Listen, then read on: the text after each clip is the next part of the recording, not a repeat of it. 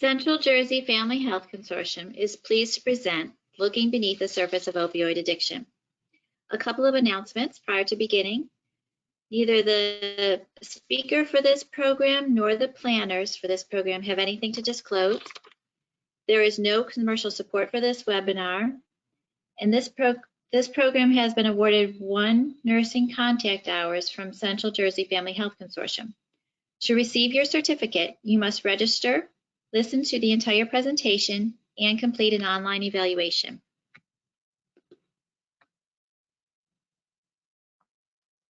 Dina Cohen is currently working on her master's in public administration. She is a certified alcohol and drug counselor, women's treatment specialist, and certified tobacco treatment specialist. Dina has been with the Central Jersey Family Health Consortium for 10 years as a perinatal addiction specialist.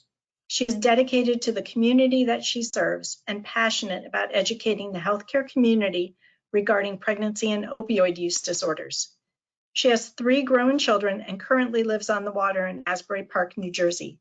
Dina loves spending her time walking her dogs on the boardwalk and relaxing with friends on the beach.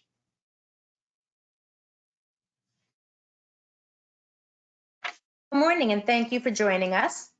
Today, we're going to be looking beneath the surface of opioid addiction.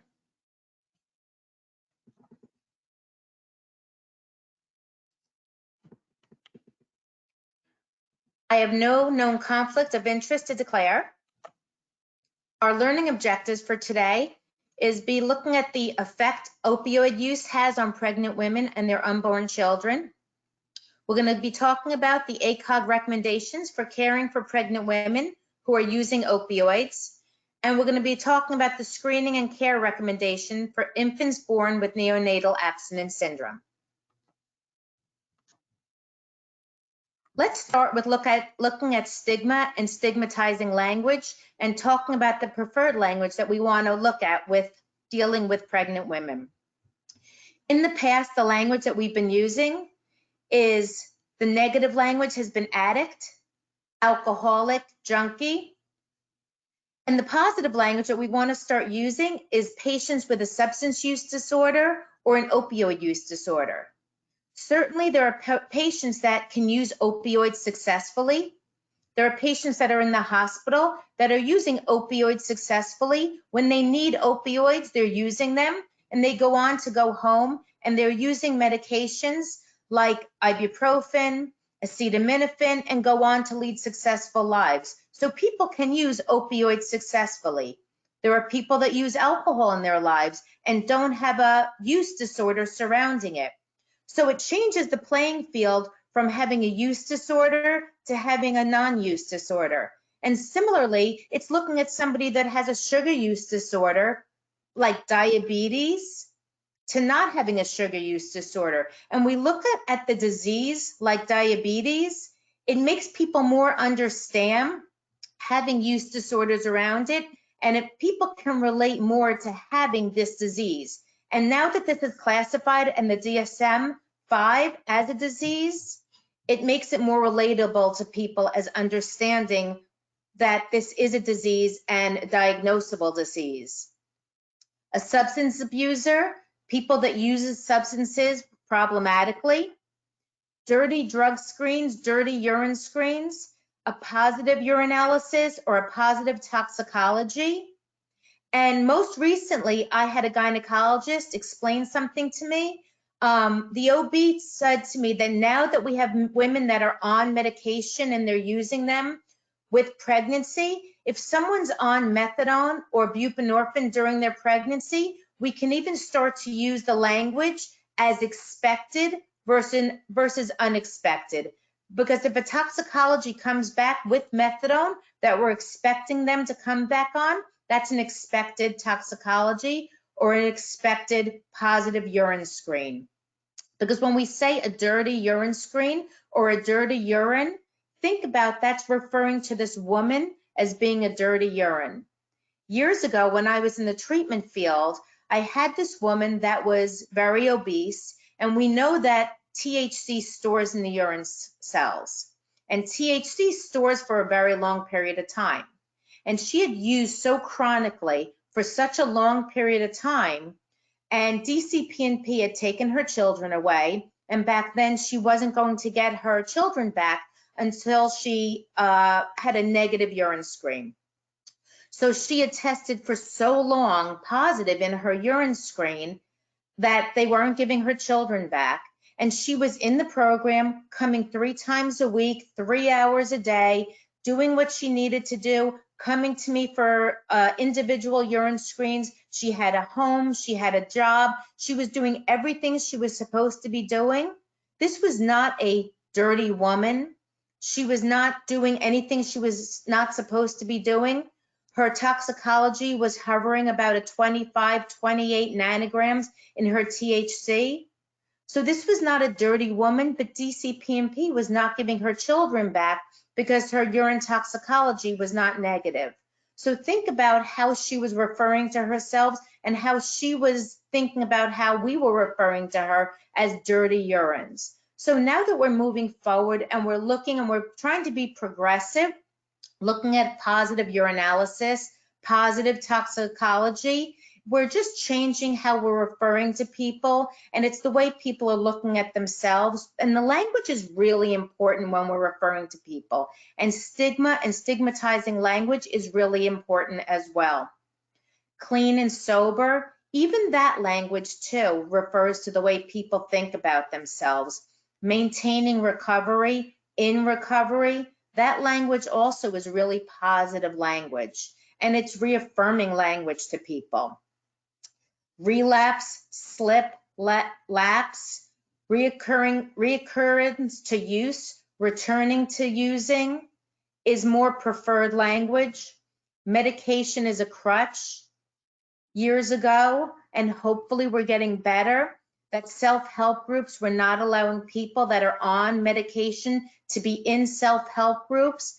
And we're really hoping that self-help groups are getting more progressive and allowing people that are on medication to be in self-help groups. And again, if you think about this more back to somebody with diabetes, that they're using medications. Certainly somebody with diabetes can maintain their diabetes with exercise, with their diet, and some people need insulin to maintain their diabetes. There are lots of ways that people have to maintain their diseases. Some people have to maintain their opioid use disorders with medication, and we have to look at this progressively moving forward, that medication needs to be used with a lot of opioid use disorders, and we'll look at that going forward in this PowerPoint.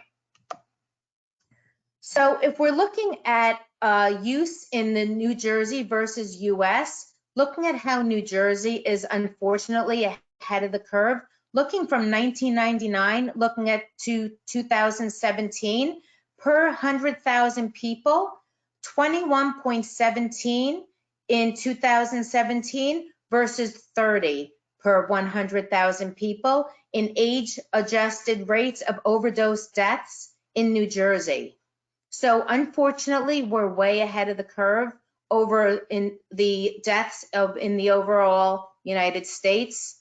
So this is overall, as we know in New Jersey, really an overall epidemic. So just dealing with the tip of the iceberg, in the overall United States, the rate of admission of substance use disorder treatment programs quadrupled between 2002 and 2017.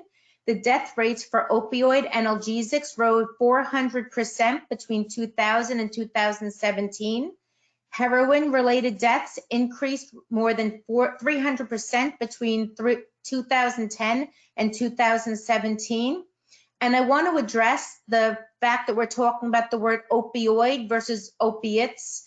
Opioids is dealing with synthetics and non-synthetics, and that's why we're using the word opioids, because that encompasses all the words completely. So prescription misuse is around 9.9 million. There were 808,000 with heroin use, 506,000 combined heroin and prescription misuse. In New Jersey alone in 2017, There were around 5,000 poisoning-related hospital inpatient discharges. There were 14,356 admissions of Narcan, which is Naloxone, were given by law enforcement and EMS.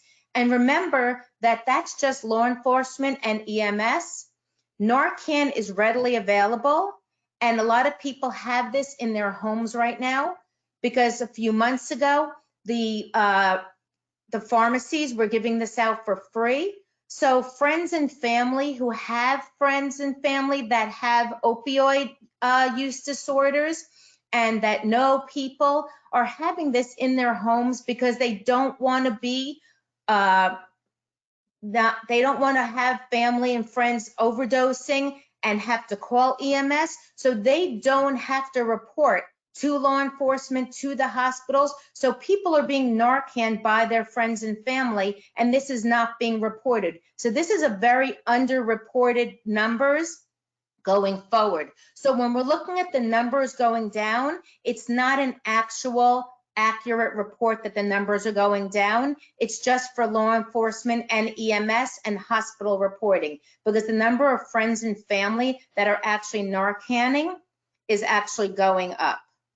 There were 136,791 emergency department visits from injury, poisoning, and toxic effect of drugs, and almost 5 million opioid dispensations. So that is prescriptions that are being given out. So again, Naloxone, which is Narcan, incidents from January to July in 2019, there were 8,028 incidents. And again, let me stress, this does not include family and friends admission. This is reports by law enforcement, EMS, and hospitals. This is a really important fact I want to stress because we're going to go back to this in a minute. The rate of relapse is 72 to 88% within the first 12 to 36 months. I'm going to stress this again. The rate of relapse is 72 to 88% within the first 12 to 36 months with opioid use disorders. Keep that in mind as we go through the slides because this is a really important fact. Let's talk specifically about opioids in pregnancy. Opioids in pregnancy has largely been overlooked. The increase among pregnant women parallels the general population and the general epidemic. Between 2000 and 2009, maternal opioid use increased fivefold. Of pregnant women, 5% reported using illicit drugs. In 2017, over 20,000 pregnant women were using legal and illegal opioids. Pregnancy-related admissions, the numbers money-wise, 5,616 for opioid-using patients versus $4,084 for non-using, and $78 billion annually for opioid-using patients. Let's look at maternal deaths overall. In the United States, maternal deaths, the underlying cause, accidental poisonings, and poisonings are reported in the hospitals for maternal deaths. We're not talking about poisonings when they're reported. This is not people taking Drano.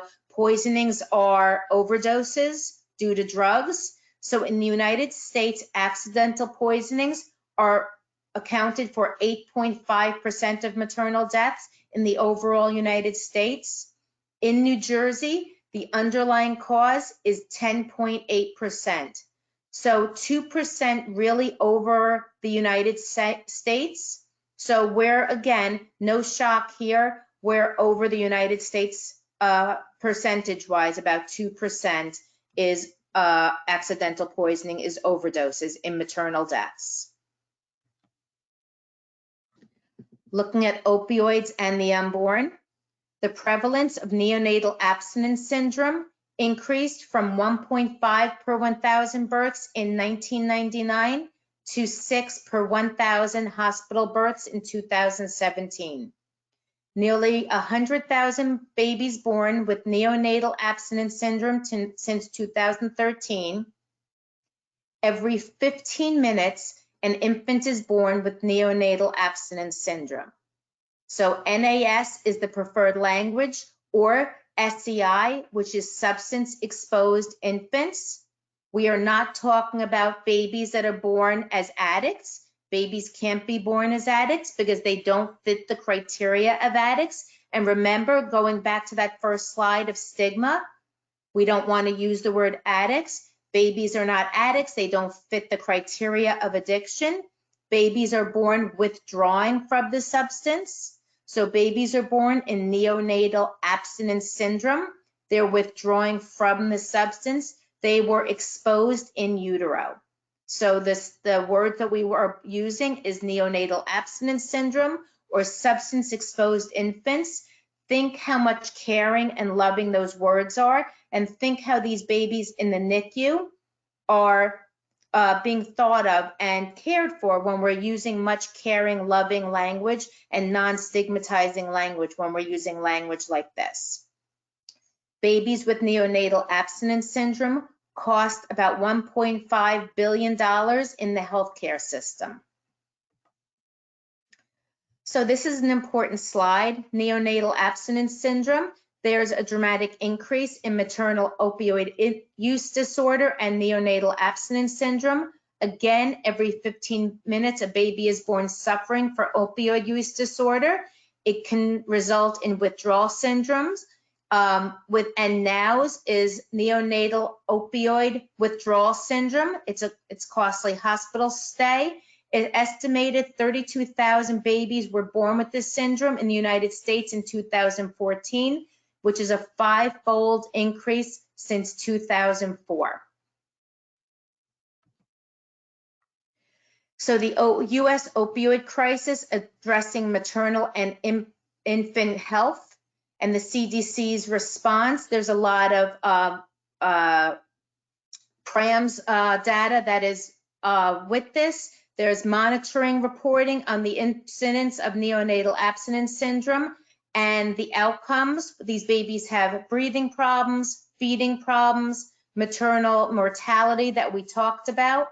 We want to look at ensuring appropriate prescribing with these women, maximizing and enhancing the prescribing drug monitoring programs, which is looking at reducing the prescribing, which has definitely gone down. Ensuring pregnant women with opioid use disorders have access to medication-assisted treatment and related services. Ensuring mothers with opioid use disorders receive adequate post-birth care, including substance use treatment and relapse prevention programs. We want to look at the rate of overdose deaths among women rose to 20% in 1 year. Opioid use disorder has gone up more than 4 times among pregnant women. From 1999 to 2004, 4 times as many infants were born with neonatal abstinence syndrome in 2014 than in 1999.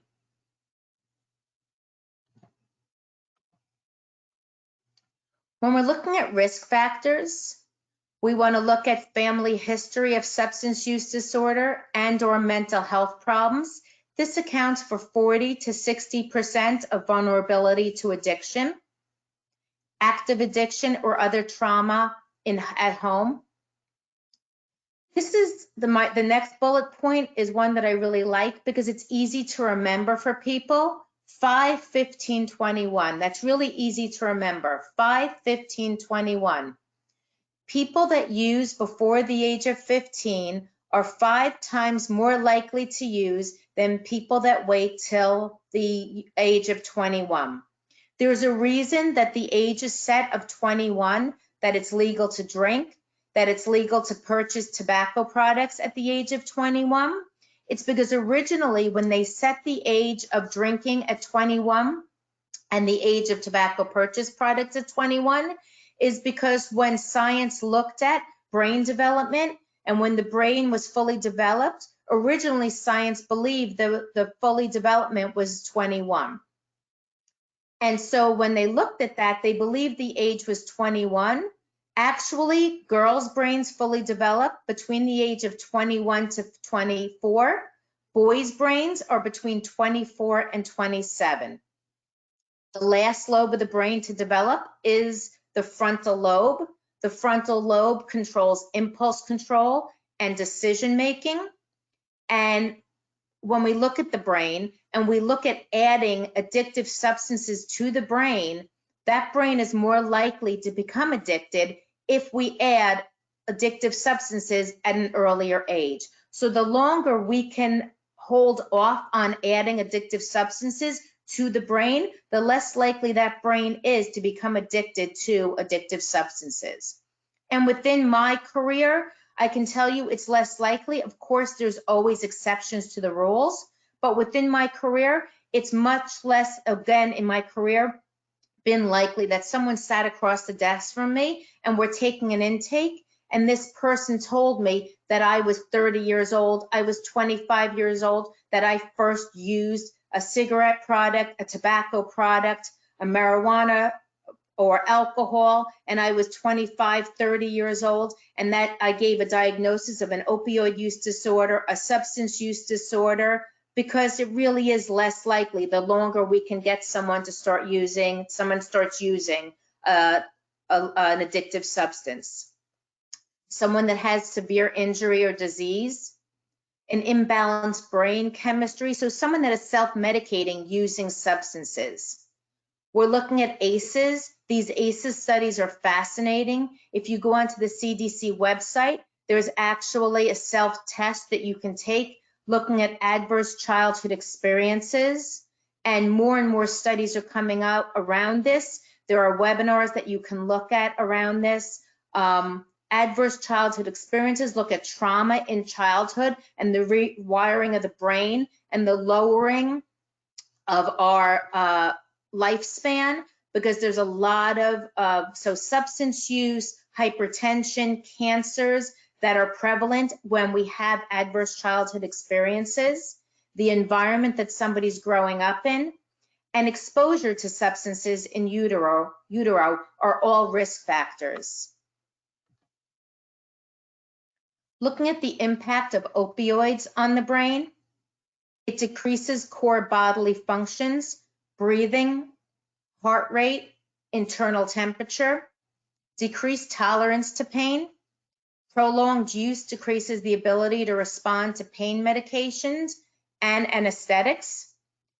Life-altering loss of motivation, increased sedation, drug-seeking behaviors, loss of interpersonal relationships.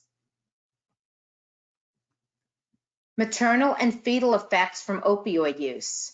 On the mom, looking at slower heartbeat, slower breathing, increased risk of infection, decrease in oxygen, spontaneous abortion, premature labor, STIs, placental abruption, and hypertension disorder. With the baby, lower birth rate, small head, addiction and withdrawal at birth, stillbirth, and sudden infant death. The morbidity and mortality data and comorbidities, anxiety, depression, HIV, obesity, diabetes, and hypertension. So now let's move on to caring for these pregnant patients. The challenging for treating these patients. The balancing the maternal mental health needs and the fetal health. Consider the possible drug interactions, the antidepressants, anticonvulsants, antioxylytics, and NAS, risks of combining benzodiazepines and opioid agnostic treatment, the widespread discrimination against people with substance use and or mental disorders. Looking at the costs of treatment, methadone is about $6,500 annually, buprenorphine is about $6,000 annually, and naltrexone is about $14,000 annually. When we're screening, we want to look at asking the questions, using non-threatening language, going back to that stigma slide. So using non-threatening language, non-stigmatizing language is really important. Make your body language engaging, right? Even if we're cold, if we're sitting like this, it's giving off a vibe, it's giving off a language that I don't want to talk to you. I'm feeling a certain way about you. Even though that might not be what I'm thinking, it's giving off a certain vibe. If I'm not making eye contact, I'm looking at the clock, I'm looking at my watch, it's giving off a vibe about what I'm feeling about somebody. So being really cognizant to make eye contact and being really in touch with that person. Non-judgmental questions. So you don't smoke, right? That's already giving somebody the answer that I feel a certain way about smoking. So asking the questions in a really non-judgmental way. Matter-of-fact questions. When was the last time you used marijuana? When was the last time you used alcohol, beer, wine? Because in certain cultures do not consider beer and wine to be alcohol. So we need to be cognizant of different cultures as well when we're asking questions. The 4 Ps is a certain way of asking questions. It's embedded in the PRA, which is the perinatal risk assessment. So the 4 Ps is your parents have a history of using and problem. Does your partner have a history of using? Are you presently using any substances? And have you had a problem in the past of using any substances? Because that is non-threatening questions, because the person can say, well, I drank in the past, but since I knew I was pregnant, I have stopped using. And then you can encourage that person by saying, that's wonderful. Let's continue to not use any alcohol. And that's wonderful that you're not using any alcohol now that you're pregnant. And don't make any assumptions, because the face of opioid use disorder is the face of everybody around us. There is no certain face of addiction. The face of addiction is everyone that's surrounding us. It has no barriers. It is not financial. It's not economic. It has no barriers as far as certain communities, any education. Everyone is eligible for any use disorders. So not to make any assumptions to someone sitting across from you, this person isn't capable. Everyone is eligible. So to not make assumptions because certain people are put together or dressed a certain way or their makeup is put together, every woman is eligible to have a substance use disorder. So prenatal screenings and assessments, we want to look at screening, the prescription drug monitoring program. We want to look at social, medical, and legal consequences, prenatal care assessment and opioid use disorders, medication, pregnancy, and care coordination. The more we're getting everyone involved and getting everyone on board. Opportunities for positive change. Pregnancy is absolutely the best opportunity for positive change in a woman's life. Adjusting to medication dosage, changing her medications, and her pregnancy. Certain screening tools, the 4 Ps like I talked about previously, integrating the 5 Ps, the CERT-P, which is a substance use risk profile and the pregnancy scale, the TACE, which is the tolerance, annoyed, cut down, eye opener screen, the TWEAK, which is the tolerance, worried, eye opener, amnesia, K, cut down screen. Initiating medication-assisted treatment for opioid use disorder. And again, MAT is medication-assisted treatment, not medication-assisted therapy, because we want to integrate therapy with medication-assisted treatment. We want them both together to get the best care for our patient. This is a part of it. This is just part of it, which is the treatment, which is the medication. So first of all, we want to educate our patients. We want to educate them with completely what the medication is going to do for them, what is going to be the outcomes for their babies when they're born, what the medications are going to look like, what withdrawal is going to look like, if that is their choice, because that is certainly their choice if that's the route that they want to go. So all their options and the different medications, they have a choice in that as well. So we want to educate our patients first off. We want to address the neonate safety and the medication. We want to mitigate the withdrawals and cravings. So look at that. So first off, we want to look at addressing that the patient, our pregnant woman, is first off. If she is withdrawing, then so is the neonate. So we want to keep her first and foremost, not withdrawing, because every time she is withdrawing, so is that baby. So every time she's withdrawing, the cortisol levels with the baby is withdrawing too. The cortisol levels are going up and down. So we want to keep her stable as much as possible. So that is the reason for the medication-assisted treatment. We want to keep mom as stable as possible throughout her pregnancy. We want to look at the substance abuse.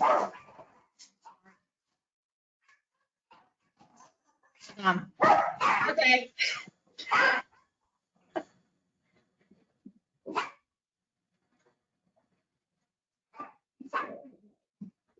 We should leave that in.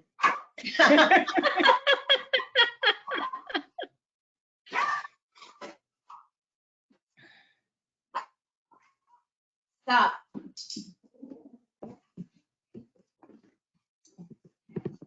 Okay, you want to leave that part in? Yes, totally leave that in. They'll love that. And I was on a groove too, damn it. I was going to say you were doing really well. Yeah. I finally got into like feeling comfortable and like I wasn't alone. All right. Okay, so we've got two choices. If you remember exactly at the point where you stopped. I do. You do? Okay. Yeah. So you can start again from that point, or you can start from the beginning of the slide. Yeah, I know where I was. Okay.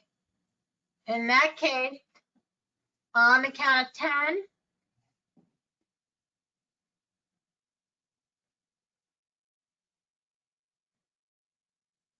1, 2, 3, 4, 5.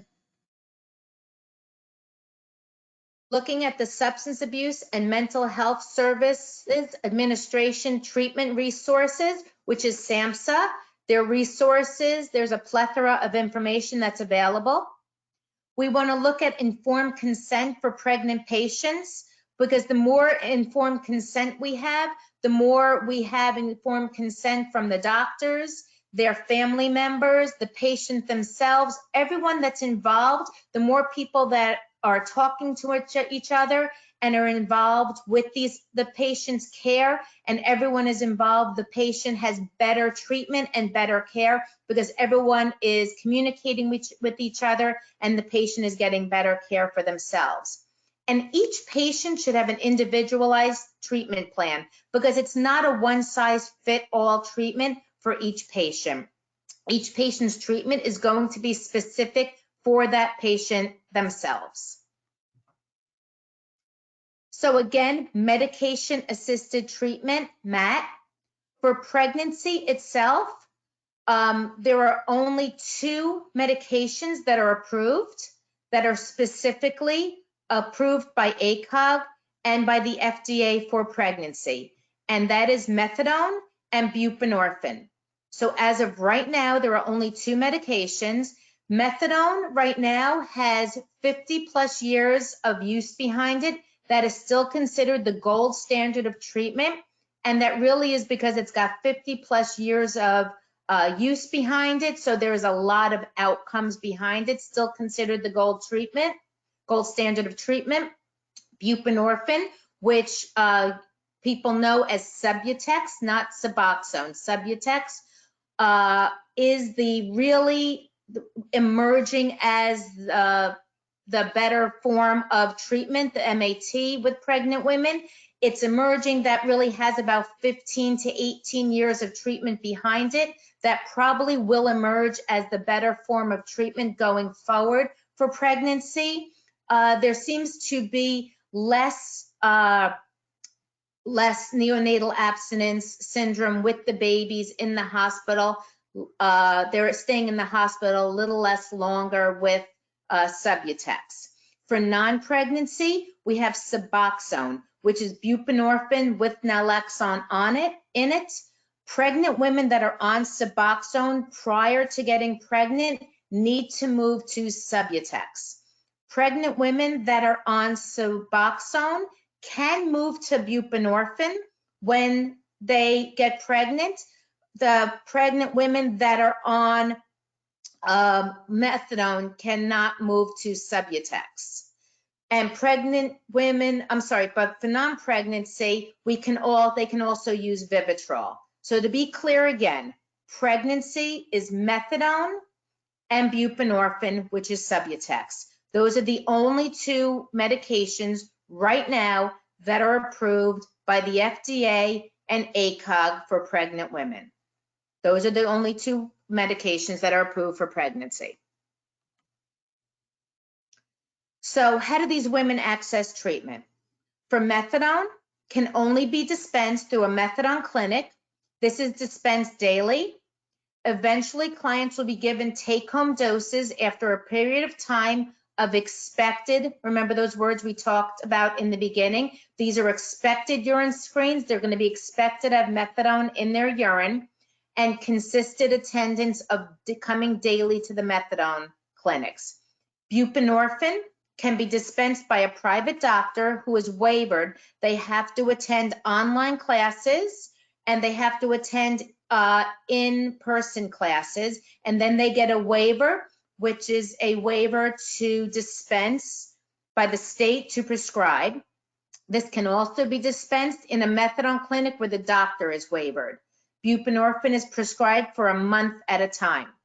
Pregnant women in the state of New Jersey have priority status and do not have to wait to be admitted to methadone clinics or to see a doctor for buprenorphine. If a woman presents at an emergency department, a peer recovery specialist will guide her in this process. So mother's buprenorphine treatment during pregnancy, this is the benefits to the infants that I was talking about previously. The hospital stay, if you look at the bottom, methadone is the green and the purple is buprenorphine. So the hospital stays for methadone, we're looking at close to 20 days versus the total dose with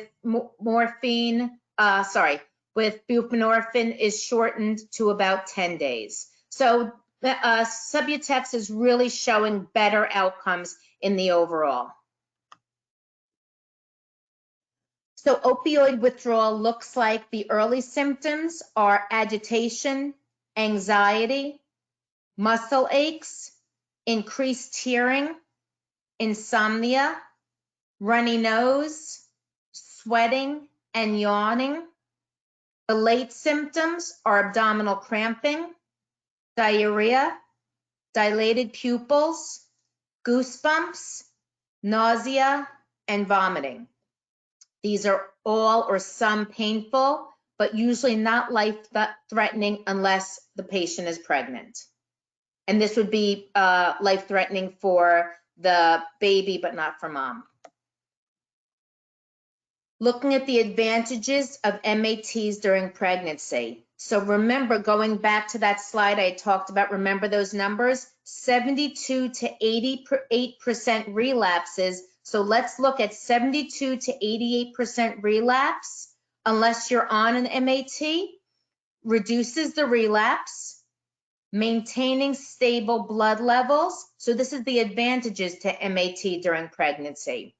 Suppresses the cortisol levels, decreases the risk of HIV, Hep B, and Hep C, decreases hospitalizations, illness, and severity, decreases risky behaviors, decreases criminal behavior, and decreases the risk of miscarriage.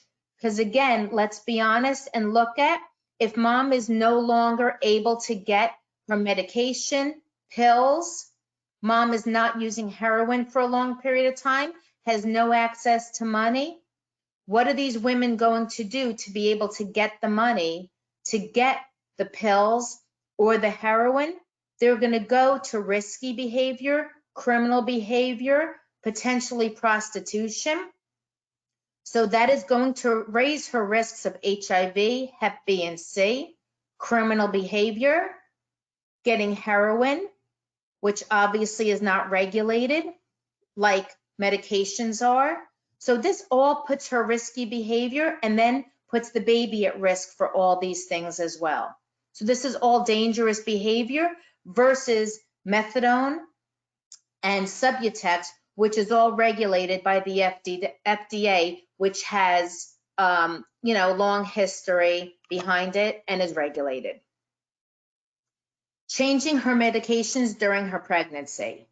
There is going to be evolving positions on transitioning from combination, again, buprenorphine, naloxone to the buprenorphine only products. We want to prioritizing the patient stability. Again, looking at mom only, her stability, and not really worrying about the baby, because if mom is stable, then the baby is stable. And that's how we have to look at that. Medically supervised withdrawal concerns and considerations. If that's what mom wants to do, if she wants to withdraw, that's her priority, and that's what we have to look at. That's her prerogative if that's what she wants to do. We want to discuss the changes to opioid agonist treatment and improving the outcomes for the maternal and infant health. We want to manage her medication over the course of the pregnancy. The common adjustments would be pregnancy and medication metabolism increase because her metabolism increasing during the pregnancy. Her medication dose is not associated with NAS. This is an important fact to point out. There is no correlation between the levels of methadone during her pregnancy or her Subutex dose during her pregnancy and the level of NAS, the level of withdrawal the baby goes through after the baby is born.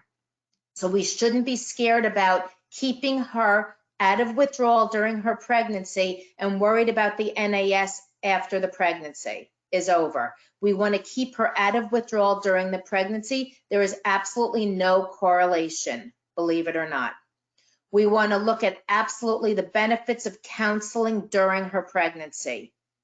Look at the role of peer support specialists, the support of mutual aid groups that are accepting of medication-assisted therapies.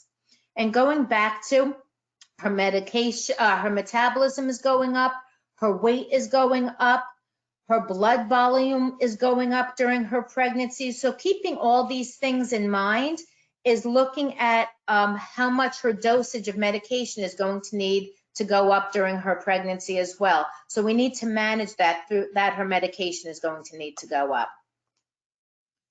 Addressing polysubstance use during her pregnancy, the return to opioid use or other substance use. Smoking use during pregnancy may have an effect on the metabolism of the medication because nicotine is a stimulant. So there is absolute scientific data that if she is smoking during her pregnancy, there is a higher level of neonatal abstinence in the baby when the baby's born. So addressing her going into smoking cessation groups during her pregnancy when she's on medication-assisted treatment is a really important fact to address during her pregnancy. Because the more she's smoking during her pregnancy or smoking at all in general while she's on medication-assisted treatment is something to address because the nicotine will move her medications much quicker through her system, so she will need more medication during her pregnancy. And we want to coordinate with hospital resources and comprehensive healthcare plans. So coordinating with the hospital that she's going to birth in and having a really good hospital plan and birthing plan during her pregnancy. So now coordinating her neonatal abstinence syndrome. The baby usually shows signs within 24 to 72 hours after the baby is born.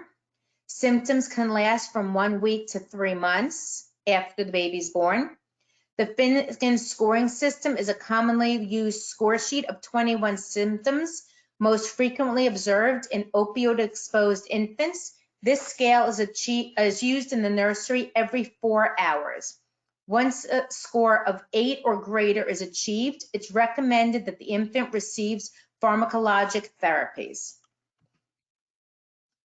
Before those pharmacotherapy treatments are used, there's some non-pharmacotherapy treatments that are really being used more frequently in most hospitals throughout the state. So rooming in together, where a parent or other caregiver present throughout the baby's entire hospital stay.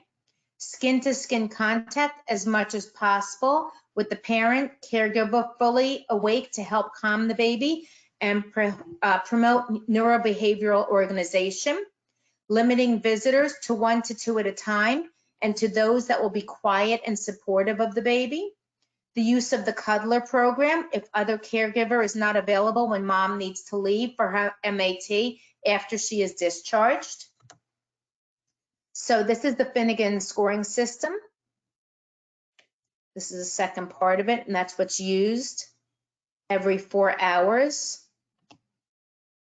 So this is the planning that's used prior to labor and delivery, patient education of NAS. So we really want to educate these moms on NAS, what to expect, really be honest with them about what to expect with the baby so there's no surprises.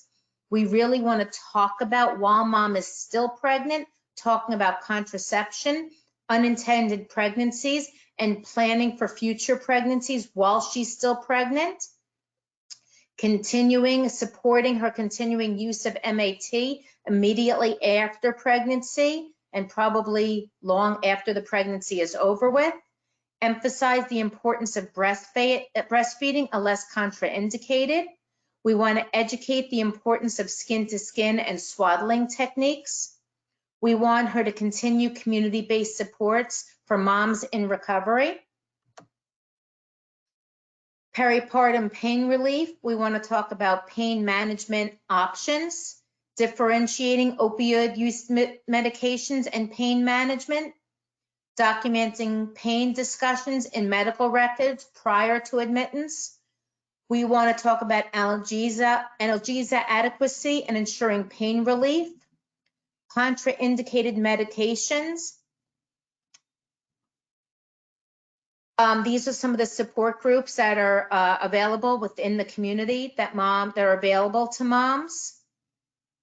And going back to this prior slide, you know, we want to talk to the hospitals and talk to the anesthesiologists in these hospitals with the moms that are coming into the hospitals that are in pain are entitled to the same pain relief that any other mom that doesn't have an opioid disorder is entitled to as well. Moms that are coming in labor are entitled to the same pain relief.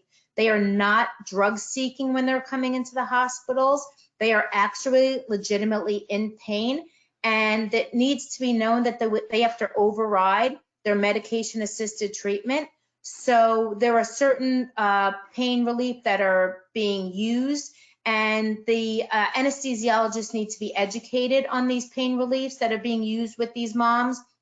And there are certain pain relief that are being looked into and used with moms postpartum as well. So again, these are some support groups that are in the communities that are being some breastfeeding resources that are being used with these moms as well. Methadone associations, private clinics, and references within. And now we are available for questions.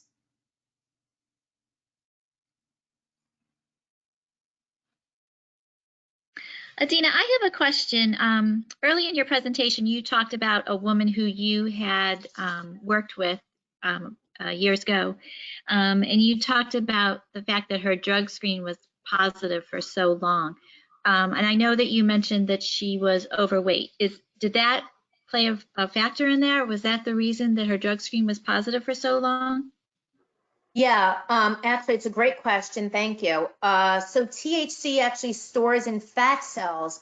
And because unfortunately this woman was so obese, she had so many more fat cells. The THC was storing in her fat cells for such a long period of time.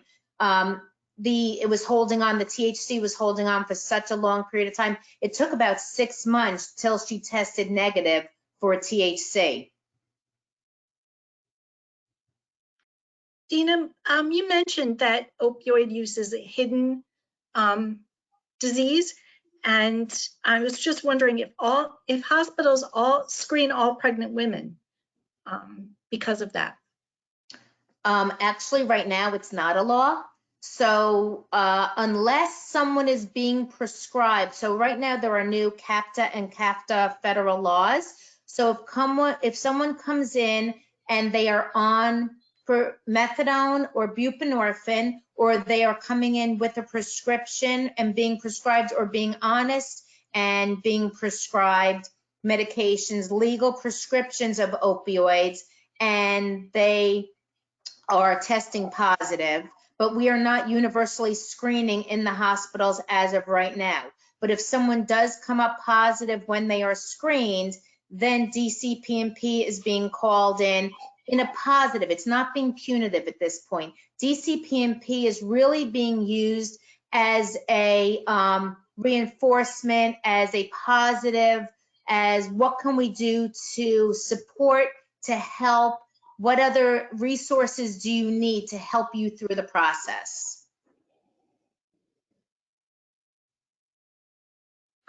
And Dina, do pregnant women coming in to labor and delivery or into the hospital at any point, do they have to give their consent to be screened? Yes. Yes, you can't be urine screened without your consent.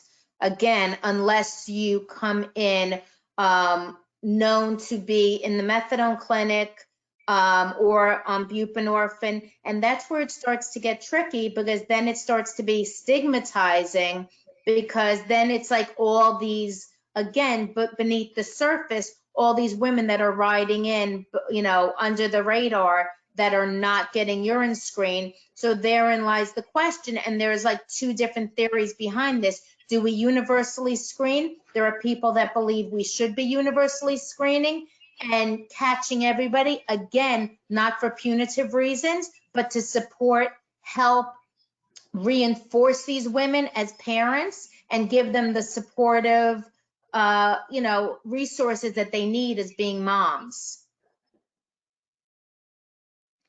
Dina, when a baby is born, I've heard that NAS symptoms, some babies don't get them and some babies get them at different points after birth. They start to exhibit them. Are pediatricians aware? And, I know everybody has to take their baby to the pediatrician at about 2 days old. Are pediatricians screening for possible NAS for those babies who are missed in the hospital? Well, hopefully, with this opioid epidemic, more pediatricians are getting more trainings on this and looking for the symptoms of NAS. Most hospitals in the state, if women are coming in on legal methadone, on legal Subutex, there is a 5-day hold on the babies, because some babies are not exhibiting any symptoms until around 3 to 5 days. So again, with the stigma, some women are afraid to bring their babies into the pediatrician or back to the hospital and say, I think my baby is exhibiting symptoms of NAS, because they're afraid DCPMP is going to come in or they're going to be judged. So the babies are suffering at home with NAS, where they can obviously have pharmacotherapy interventions in place and not have to suffer at home. So the 5-day hold will mitigate this, and they can be medicated in the hospital. So we want to get things like this webinar out to pediatricians. We want to get it out into the hospital systems. We want to get all this education out to pediatricians as well as OBs.